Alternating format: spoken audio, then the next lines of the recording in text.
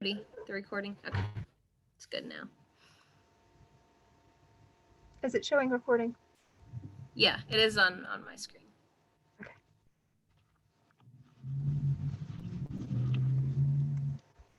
So if you're just getting on, we have a couple poll questions before we get started. And we're only having eight out of 18 votes, so some people that are eligible are not voting. Please take a guess. We want to see what you think.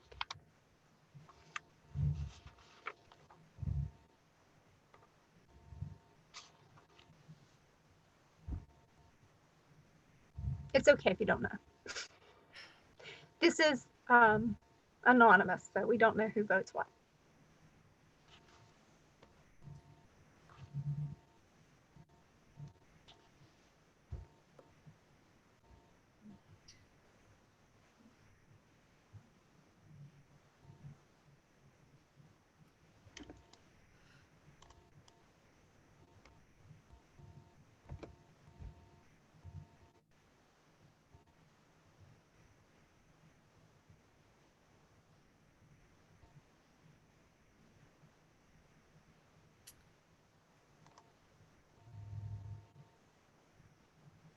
All right, any more answers before we get started?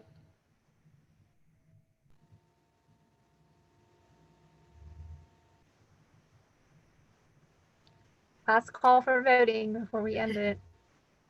There's still 7 people that haven't voted. We just had a couple enter.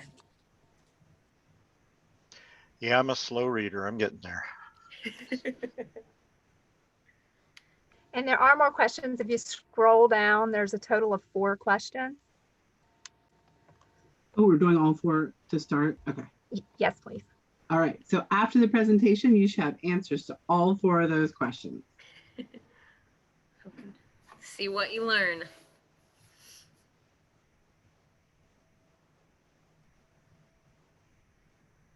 Okay, last chance. All right. Okay, we're going to end the polling.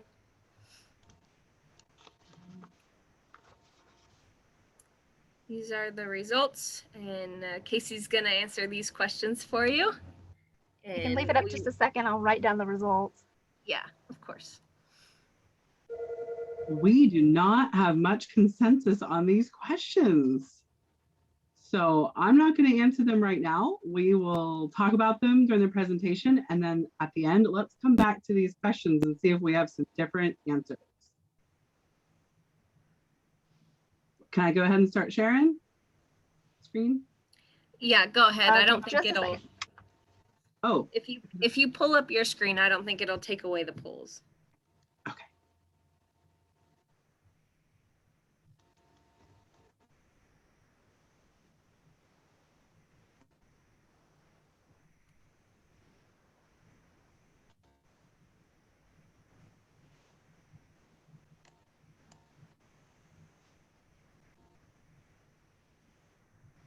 And I've gotten everything. You're good? Okay. Yes, I'm good. Right. Thank you. Thank you everyone for joining me.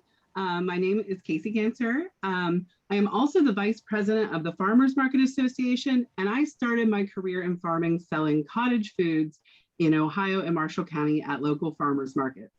So farmers markets are my favorite thing to talk about and kind of the world that I've lived in for about a decade now. So today we're going to talk about navigating sales of home-based food products in West Virginia. There we go. So I know we hear the word cottage food very often, and we hear about non-potentially hazardous foods. You'll see that there's a new farm bill coming out, and in the language in that farm bill, we've kind of made it a little bit easier to understand value-added products in your home. So for the purpose of today's presentation, I'm going to stick to a simple term that we can all kind of keep a nice clear line of what is potentially hazardous and what is not. So when I am talking about non-potentially hazardous foods, I am talking about foods that are prepared in your home or community kitchen that is uninspected. These foods must be labeled and distributed in accordance with the West Virginia's cottage food law and regulations. Cottage foods, unfortunately, cannot be sold outside of the state of West Virginia. These are permitted in state only. This is allowing you to bypass some of the federal rules for sale of foods. These products must be delivered in state, and if you choose to sell them through the mail, they cannot leave the state of West Virginia. But I guess the most important question is, what is a non-potentially hazardous food? So that first question we were asking, we talked about tomato juice, blueberry jalapeno jam, apple butter, strawberry jam, cake. One of those did not fall in this category because a potentially hazardous food does not require any time or temperature control, and it has a pH that is acceptable and a low water activity. So I know those are kind of confusing terms, like what on earth does that mean? Well, luckily in our farmers market vendor guide, we explain all these different items that are available to sell at farmers market. But here's the great piece of information. Non-potentially hazardous foods can be sold from your home kitchen at anywhere beyond farmers markets, as long as it stays in the state of West Virginia. Prior to 2 years ago, these items could only be sold at farmers markets. And again, we're talking about these non-potentially hazardous foods. You do not need a vendor permit with the Department of Agriculture, and you do not need a food establishment permit from your county health department. These include things like apple butter. Every time I mention apple butter, Hey, I get the Kacey. question. Yes.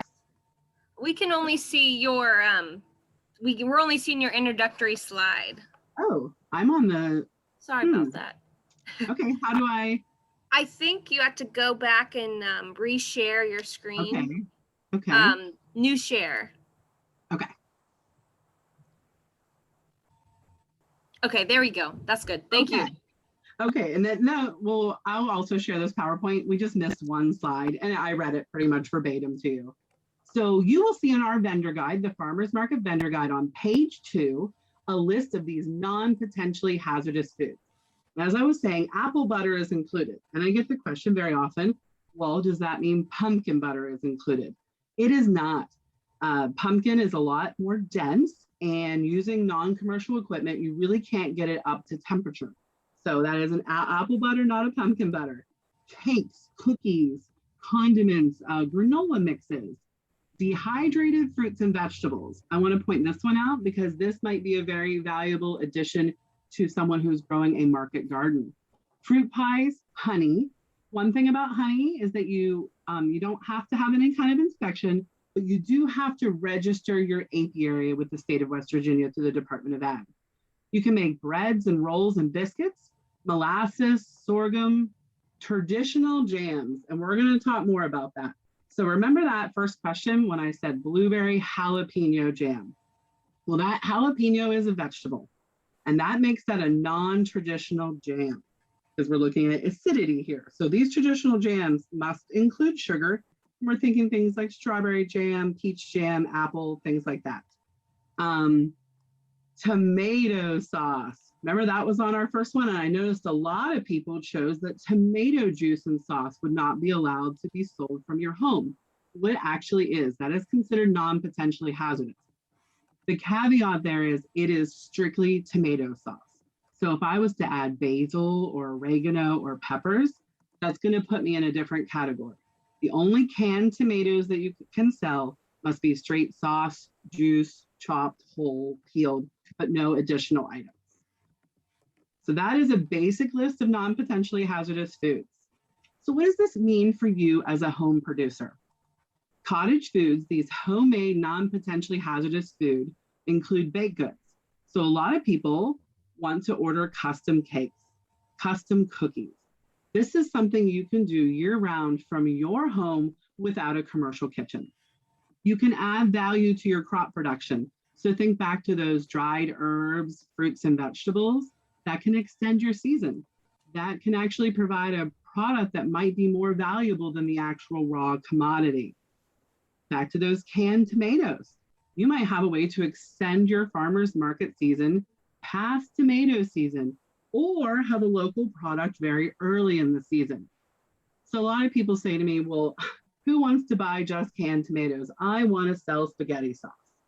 Well, I've got two options for you. If you want to stick to non-potentially hazardous foods and you don't want to get into kitchen inspections and process authority, which we'll talk about in a little bit, one thing you could do is sell your canned tomatoes, and maybe you grow herbs and peppers. Sell those as whole, uncut produce along with a recipe. So now this person is getting kind of that hello fresh, I'm creating my own sauce, but very quickly experience, and they're purchasing multiple products from your farm. So you're selling that non-potentially hazardous, strictly canned tomatoes with another value add with the recipe and the additional ingredients. Great outlet for bumper crops. Take a family recipe and turn it into money. So, you know, everybody says, oh, I make the best zucchini bread. Well, this is a great chance to try and see how much people like it. See if you can kind of get a following for some of these baked goods and homemade products without a lot of overhead. Our new laws unify these regulatory standards. As we said, you do not need a food establishment permit and you do not need a vendor permit from the Department of Agriculture, as long as you are selling non-potentially hazardous foods and you are following our label requirements. And if you want to learn more about, yes? We have a question about fruit pie fillings and where they would fall. Oh yeah, on the last slide, they fall under non-potentially hazardous. That's your cherry pies, your apple pies, raspberry, that falls under non-potentially hazardous. And then if you ever have questions about a product, we are here at Department of Ag. We are happy to talk it through. If we don't know in the business division, we'll refer you to regulatory, and we're more than happy to help you with labeling, product development, business tips to consider. Just because you're a cottage or a home-based food business, this does not exempt you from any tax law, any insurance requirements. You are still a business. You are just a business that is located in your home. So I always want to drive that home that this is truly a business. I would never suggest selling food without liability insurance. You are required by law to follow proper labeling standards. And considering this a business from day one is going to allow you to plan for profitability and to understand your pricing. If something costs you more than a commercial product, that is understandable. And I would hope that you look and explain to your clientele that they're receiving a handmade, homemade, local product, that it is not commercially produced. So I want to make sure anyone who gets into this business is really looking at their costs and making sure what they're producing is worth their time. You want to keep records. You need to keep records of what you sold. You're selling a food product to the public. You want to get a tax ID. You want to go ahead and get a business registration. At this point, you can kind of look at whether or not you want to scale up. Is a commercial kitchen in your horizons? Are you wanting to sell out of state? Are you wanting to grow bigger? This could allow you to develop a marketing plan for your products and testing the market in a very opportunistic way. You can use farmers markets. You can simply have a small website or even a Facebook page where people can order. Where are you allowed to sell these again? You can sell them at farmers markets. You can sell them from your home. You can sell them to a third party, like a consignment farmers market or maybe a small local grocer. It is up to that business whether or not they purchase this product from you, because it will be labeled that it is an uninspected home kitchen. But they are legally allowed to resell this product also. Another consideration, you could be baking a bread for a local restaurant. All right, so prior to 2 years ago, the cottage food industry was pretty narrow in West Virginia. We were only allowed to sell these non-potentially hazardous foods at farmers markets. Now we can sell them at many places year-long, craft shows, events. Home-baked cookies are a great fundraising opportunity. I have some cottage food producers who have teamed up with schools and other groups. This allows you to take orders directly from your customers ahead of time instead of going to a farmer's market where you've baked a ton of stuff and you're not sure what will sell. You can take pre-orders. You can take orders online. Home delivery, sell from your home. You could partner with a local retailer. I think that's an exciting opportunity that some of these smaller shops or even some high-end shops who are looking for a hyper local product could sell your products. And that could be beyond baked goods. That might be your dried teas or something like that. But again, you cannot sell outside the state of West Virginia if you're producing these in your home. And if you're mailing them, you must be mailing them to a West Virginia address. So what are some examples? What kind of products could you sell as a home producer? Those traditional jams and jellies. Now, of course, the first question I get from everyone is, what about hot pepper jam? I want to sell hot pepper jam. That's a hot commodity here in West Virginia. We like to add peppers to things. Unfortunately, that puts you in the potentially hazardous category. But there are some options for you, some actually really exciting options. We're going to get to that next. You got your dried herbs and teas. All these things I'm mentioning have a low water activity, and that's what's making them non-potentially hazardous. Again, your cakes, your candies, your tree syrups. Also with the honey, that's a label. I don't have a sample in here. If you're doing honey, there is a specific label that must be on honey that includes should not be fed to infants and children under the age of 1. That label is in the vendor guide, and you can just go straight in there and copy and paste it. So there's some ideas of some of the awesome products you could sell from your home. And here's our label. So this is what is required of non-potentially hazardous foods. There is one step up. So this is the minimum that you need to put on your labels. When I work with people, I do suggest to go ahead and use the next example, which is our potentially hazardous label, in case you decide to expand your business. You wouldn't need to start from scratch. But if you're just a cottage food business and you're only wanting to sell in West Virginia from your home, here's what is required. You must have the statement of identity. We would hope that you would want to join our West Virginia Grown program, and we'll talk about that at the end. You must include your ingredients. So if it is a single ingredient product like tomatoes, best practice is to also still include that ingredient line. So if you're doing a cake, you're going to start with whatever you have the most of, flour, you're going to do in descending order. You need to have your contact information because this is being produced from your home. If there was any issues with food safety or anything like that, they need to know how to contact you. And down at the bottom, this one I think is most important. This sentence is required verbatim. Copy and paste it, don't make any changes. Right now, it is required for it to say this product was produced at a private residence that is exempt from state licensing and inspection, and this product may contain allergens. So again, you have a legal business, you are feeding the public, you want them to be as well informed of a customer, so you want to include all these things. Now, of course, we suggest having some art or a branded logo and your trade name, but those are just suggestions. Those ones that are required have to be on those containers. There is the option, let's say you're selling at a farmer's market and you have a large container of cookies and you're selling them individually. You will need this label visible to the customer on the large container, on a sign. Even if you're selling something that isn't particularly packaged, they have to be able to see this label. All right, that blueberry jam, spaghetti sauce, salsa, and the famous hot pepper jam. They all fall in this next category. I guess I should pause. Does anybody have any questions about non-potentially hazardous foods before I move on? No? Okay.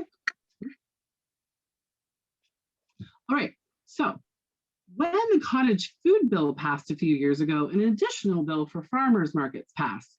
And now there are some potentially hazardous foods that you can make in your home, but these can only be sold at registered farmers markets, and they have some additional requirements. So these are acidified foods. Acidified foods require process authority.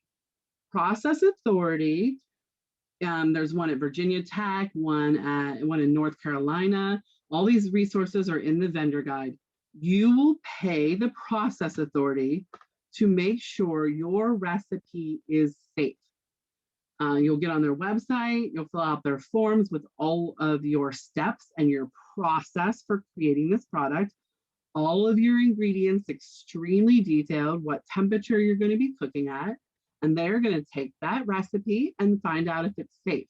Now, don't panic. If something doesn't match up with what they suggest, they will come back to you and explain, maybe we should do it this way, maybe we should add more vinegar. There is a cost to process authority. It usually runs between $150 to $200. And this is per recipe. So let's say you do a peach mango salsa and a hot pepper salsa. Those would be a different recipe and you would need process authority for each of them. Acidified condiments or condiments that are required to have refrigeration would fall in this category. But you'll see the third one on this list, cut produce. So the cut produce requires the farmer's market vendor permit, which is $35 per year. But because it is not a recipe, you don't have to get process authority. So what does this mean for a producer at a farmer's market? A zucchini might be worth 50 cents to $1. But let's say we take that product and we register it as a farmer's market vendor and we get our permit. You can then sell zucchini noodles, chopped and ready to go squash and zucchini mixture. So this allows you to have a way to add value to your product from your home kitchen. They will do a free inspection of your kitchen and you will be required to fill out that permit. Fermented products, that requires your process authority. And there's our non-standard jams and jellies, your hot pepper jams, your blueberry jalapeno. Salsas fall into this category and sauces like spaghetti sauce. And again, these items can only be sold at registered farmers markets in West Virginia, but this does include mobile markets, online farmers markets, consignment farmers markets. So it is beyond those weekly, just seasonal farmers markets. So to sell these acidified foods and other potentially hazardous foods, you will need that farmer's market vendor permit. You can get that, and I have a link on the end of the slides here. That's $35 per year, and that will require at some point after you've registered a home kitchen inspection. If you are doing the acidified foods or the fermented foods that require process authority, you do have to take an approved training course, and that list is in the vendor guide. And that includes Serve Safe, Good Manufacturing Process, Better Process Control School. There's a variety of them to choose from. You're going to need that letter of process authority. And then you're going to come to the Department of Ag and you're going to ask for a label review. And we are going to make sure your label complies with state and federal labeling requirements. As the law currently stands, and I think we're going to see a change on this one, for those process authority acidified foods, you do need to have record keeping to demonstrate the majority or 50%, at least 50% is grown from your home farm or garden. And finally, if you have private water, well water, you will have to show an annual water test. So I know a lot of people get scared when we say home kitchen inspection. I want you to know they are not expecting you to have commercial equipment. If you did, you would be a commercial kitchen. They are looking for things like animals and pets and children can be excluded during the cooking process. They're looking to make sure you use sanitizable equipment, like a knife with a plastic handle versus a wooden handle, or a plastic clean cutting board versus a wooden one. So do not think they're coming in there and looking for a 3-basin sink or a hood range or anything like that. So some examples of those potentially hazardous foods that you can make in your home and sell at farmers markets are salsa and hot sauce, cut produce, meal prep kits. We know that is getting more and more popular. That would be a great option for someone who's a vendor at a farmer's market, maybe to team up with a grower. Your non-traditional jams that include sugar-free. I know a lot of consumers are looking for sugar-free products. Pickled products, everything from dilly beans to traditional pickles. Acidified foods, and time and temperature controlled baked goods. So a lot of people say, well, what about cream cheese icing or custards or meringues? They would fall in that category of potentially hazardous. But because they're not acidified and canned, you don't need that process authority. You're just going to get the $35 permit and the inspection. So here is our label for potentially hazardous foods at farmers markets. This label is FDA compliant. So this is providing you with everything you need on a label to sell these home products, or if you ever moved into a commercial kitchen situation, you would already have the label that's required. And in this one, we are adding your net contents, and we are also adding the allergen statement. So if you notice in our non-potentially hazardous food label, it just said this product may contain allergens. If you are doing a potentially hazardous food, or if you are planning on selling outside of the state beyond a home kitchen, that statement is required. So this one here is an interesting salsa that happens to contain fish. So therefore we have that allergen statement. We're still including our ingredients and we're making sure to include sub-ingredients. So like this one includes the, I can never say it correctly, Worcestershire sauce ingredients, because that is a sub-ingredient since that product is in this salsa. Again, we have your contact information, and this person is a member of West Virginia Grown, so they have this great free branding program on their label, and they're including the statement of identity, and they've included their trade name. And down there at the bottom, again, we have a new statement, and this is required verbatim. Made in a West Virginia, and then whichever it's coming from, home, farm, community, commercial, kitchen. So if you're a home producer, you're going to say this is made in a West Virginia home kitchen. So I kept talking about West Virginia Grown. What is West Virginia Grown? Well, that is our free branding program here in the state of West Virginia that is run through the Department of Agriculture. To become a member, you either need to produce the item in West Virginia or add 50% of the value in West Virginia. This allows you to use the West Virginia Grown logo on your signs, on your products, maybe on your website. Allows you to show your customers this is a West Virginia product. And I think most of our farmers market customers are looking for a West Virginia product. Each month, your business is listed in the market bulletin. It is in our monthly e-news. This includes you in our online directory. And I think most excitingly, this includes you in our print catalog. In 2021, we had our first print West Virginia Grown directory come out, and it's absolutely beautiful. And it's just such a great way to share with other people some of the amazing products that are produced right here in West Virginia. And over on the right there, you can see there's a sample of a page that covers Family Roots Farm, who are maple and sorghum producers, and Uncle Bunks, who produces pickles, and they are in Brooke and Tyler County. So you can kind of peruse through this beautiful catalog. If you don't have a print copy, I put the link at the end here. You can go to our website and check it out. And I think it's a huge opportunity for some of our non-potentially hazardous and definitely our potentially hazardous food producers to add this free branding to your products. I know that was a ton of information and we'll talk it out a little bit more, but I want to make sure that you have the resources that you need. So if you need a product label review, or maybe you would just like one, you can send your label to product labeling at WVDA.us and they're going to check it out. And once they've completed your label review and have decided that everything is correct, you'll then get a certificate of label review. If you are interested in making those potentially hazardous foods, you will need that farmer's market vendor permit. And then of course, if you want to look more at all the rules product by product, you can check out the farmer's market vendor guide.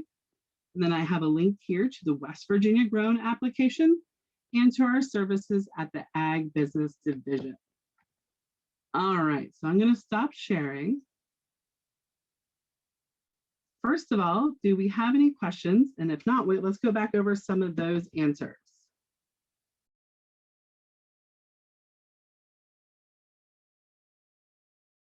I think we're caught up on everything except for someone asked about with the agricultural business license, does this change anything related to potentially hazardous? I'm not sure what the question is. I don't know do you mean if you have a business license? Yeah, I think the answer to that is no. It doesn't necessarily, having an agricultural business does not make anything. No, I mean, no licenses beyond inspections or, from the Department of Ag would determine whether or not you can make that product. So again, if you want to make a potentially hazardous product, it either needs to be made in your home kitchen that has been inspected by the Department of Ag and sold only at farmers markets, or you need to produce it in a commercial kitchen. So hopefully that answers your question. All right, so our very first question of the day was, which of the following is not a legal home-produced, non-potentially hazardous food in West Virginia? And our choices were tomato juice, dried basil, blueberry jalapeno jam, chocolate chip cookies, and apple butter. Does anybody want to shout out the answer of which one of these is not non-potentially hazardous? The jam. The jam, yes. True or false? Non-potentially hazardous foods can only be sold at farmers markets. False. False. Correct. So that labeling requirement, I won't read them all to you. Do we know which one of them is not required?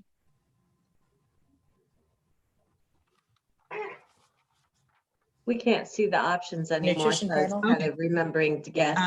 It's the nutritional facts panel. So you don't need to have that on that label. And then finally, true or false? Non-potentially hazardous foods vendors must register with the Department of Ag and the Health Department. Do you have to register?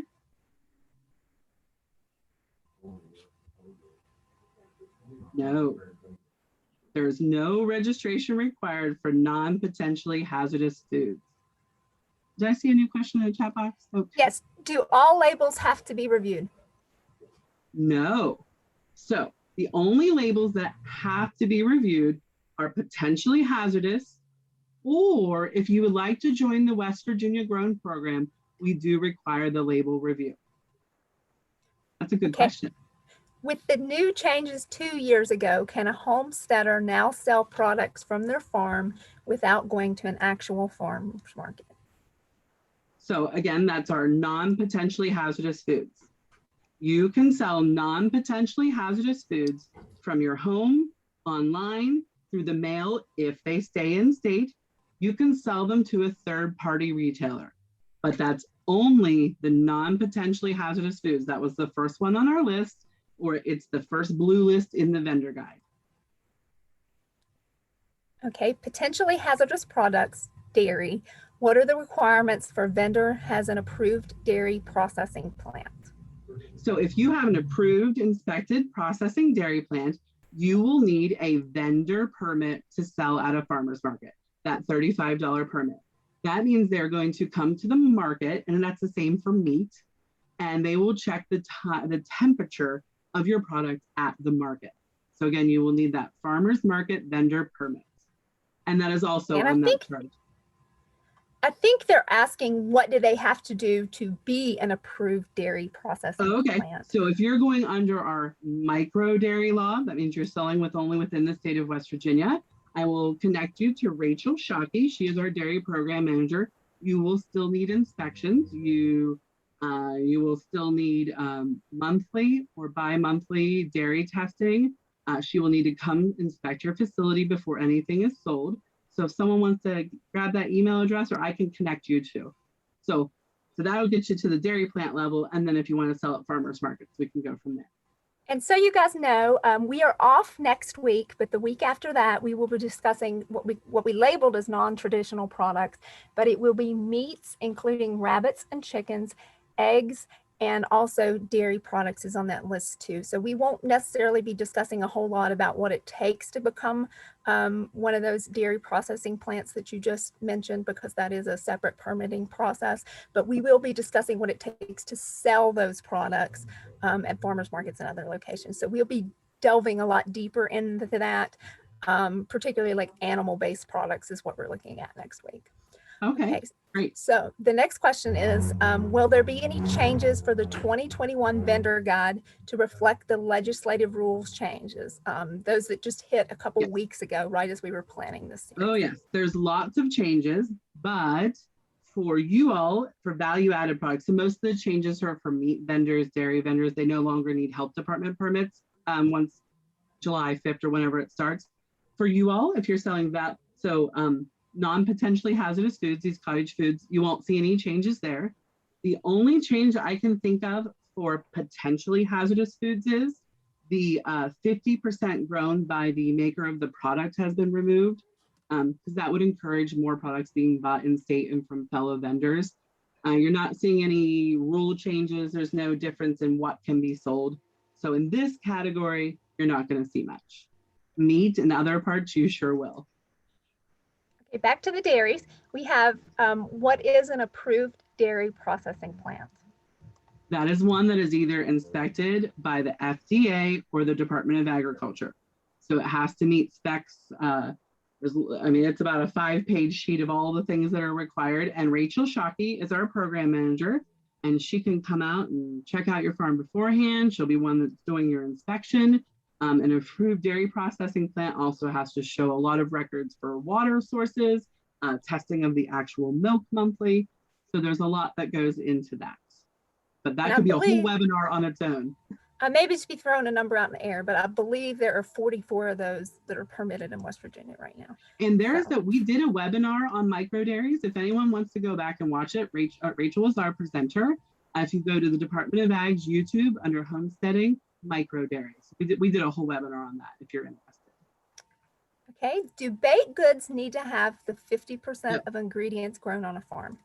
No non-potentially hazardous foods, and no foods that don't require process authority. None of those have any growing requirements whatsoever. The only things that currently, and that's about to change, the only things that you have to grow 50% of are acidified foods that require process authorities. That's your salsas, your sauces, and your pickles. Nothing else does. Okay, do we have any other questions? Okay, for potentially hazardous foods, is it $150 per product? I've got about 4, plus the class is at $400.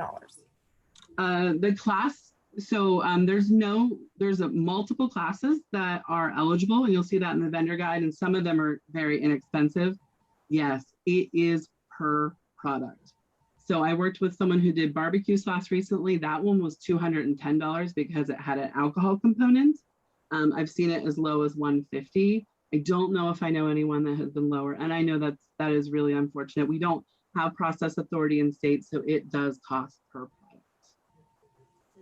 Okay, does anyone else have questions? I think this has been very informative. While we're waiting to see if we have any more questions coming in, I would like to remind everybody that we will be posting this session. You'll get an email with the YouTube recording of the session, because we've covered a lot of stuff, and I understand it's a lot to throw at you at once, and you may want to go back and review things. We also do have an extension community site where we're posting all of our handouts and things, including the PowerPoint presentation. So if you would like to review that later.